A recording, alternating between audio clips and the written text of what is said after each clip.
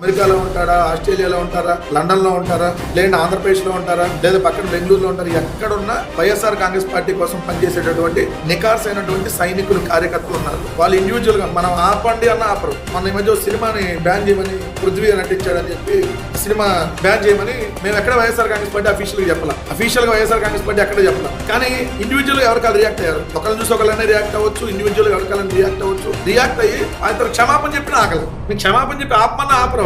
ఎందుకంటే వాళ్ళంతే ఒకటి fix అయ్యారనుకోండి blind గా వెళ్ళిపోతారు. YSR Congress party social media mind లో ఫిక్స్ అయిన బ్లైండ్ గా వెళ్ళిపోతుంది. దాన్ని ఎవరు కూడా తట్టుకోవడం సాధ్యం కాదు. ఎందుకంటే అది నికాసైనటువంటి అభిమానంతో పనిచేస్తారు. అభిమానంతో పనిచేసేవాడిని మీరు కొనాలంటే ఆత్మగౌరవాన్ని కొనలేదు. మీకు అందుకనే YSR Congress party social media వాళ్ళని అరెస్ట్ చేస్తే బయటకు వచ్చిన ఇంకా పోస్టులు ఎక్కువ పెడుతున్నారు. అబ్దుల్ మన పెట్టిన పోస్టుల కంటే డబుల్ పెడుతున్నారు. ఎందుకు? వాళ్ళ ఆత్మగౌరవాన్ని మీరు దెబ్బతీయాలని జైలుకు పంపిస్తే ఆగుతారా? ఆ 14 రోజులు ఆగుతారు. ఎందుకంటే లోపల ఫోన్ ఉండదు పెట్టాలి.